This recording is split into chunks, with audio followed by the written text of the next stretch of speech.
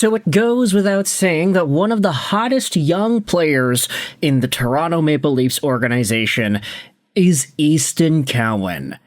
This guy was absolutely lighting the OHL on fire last year, both in the regular season and in the playoffs.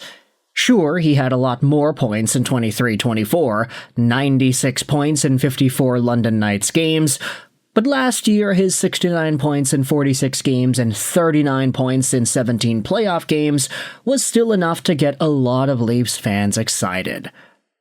Now, this season you can say, Cowan's doing okay, 12 points, 31 games. He's a projected 27-point player in his first NHL season, which is not bad, he's only 20. But the thing about Easton Cowan is, apparently, this guy was almost sent over to the St. Louis Blues.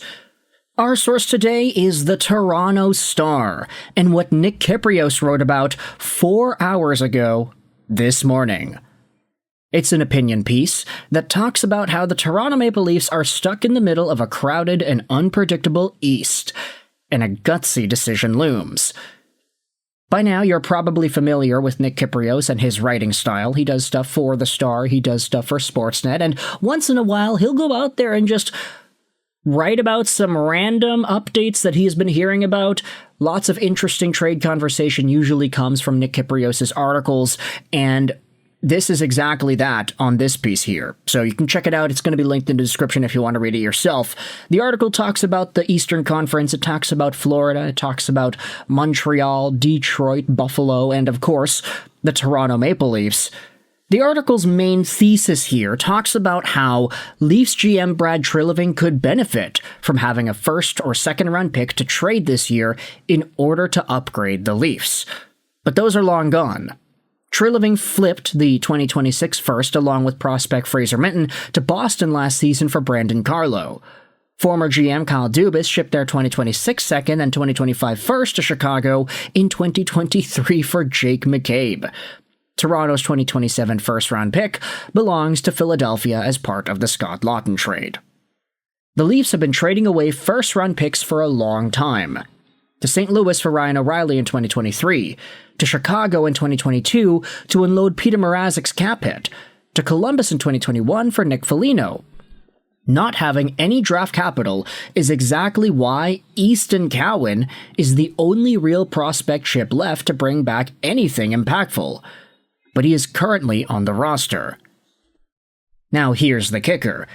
Easton Cowan was close to being sent to the Blues last season in a package with defense prospect Ben Danford to bring back Brayden Schenn, whom the Leafs desperately wanted to go head-to-head with Panthers bruiser Sam Bennett in the playoffs.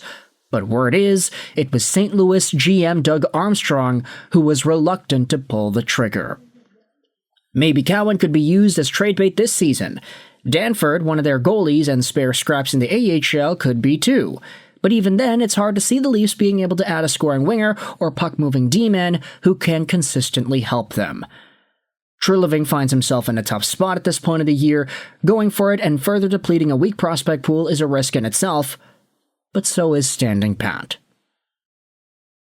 Now, Kipper does a good job in just talking about the Maple Leafs. Yeah, no, here's the Leafs. They don't have firsts, they don't have seconds, they traded away all their stuff for guys that are on the team. But this is a really big shot in the arm for St. Louis Blues fans. Easton Cowan and Ben Danford were almost sent to St. Louis for Brayden Schenn, but Doug Armstrong didn't want to make this go through? Oh boy. Now, as we had mentioned, Easton Cowan, super highly productive OHL prospect. Ben Danford, he's definitely a stud in his own right, 19-year-old in the OHL, 6'2", 194, right-handed defenseman, former first-round pick by the Maple Leafs back in 2024. He is not really an offensive producer, like a super flashy one. He's no Evan Bouchard, but he is a fairly strong defenseman. He did play for Team Canada this season at the World Juniors. He is more of a defensive defenseman and a mobile D-man. He thinks the game in a more advanced way than most. He knows how to defend in zone and how to move the puck up ice, and he always plays the opposition physically. He closes his gap before the blue line, pressures the opposition all over the zone, and shows a lot of poise on retrieval, spinning off forecheckers and attracting them before passing. This is a very strong defensive prospect, and along with Easton Cowan, if you're a team getting both of these guys in one trade, you're probably pretty happy with that, right? There's a lot of future that you can get out of these two assets, and for Brayden Schenn nonetheless. The guy's 34 years old. He is signed on till the end of 2028, making $6.5 million a year. Yes, it's true that Brayden Schenn is a good player. I mean, he's on pace for 34 points this season. It's a little bit of a down year compared to the 50 points he had last season. He had 65 points back in 2023. The St. Louis Blues are not really doing all too well, so obviously everybody is down there in terms of their productivity. But Brayden Schenn, clutch point scorer, two-way force, face-off winning machine, this is absolutely the kind of guy that Toronto would covet for, considering where it is they've put their chips into in trades in the past. You think about them acquiring Jake McCabe, Ryan O'Reilly. Brayden Schenn is that same kind of player. I get it, McCabe's a D-man, but you understand the kind of mold that we're going for here.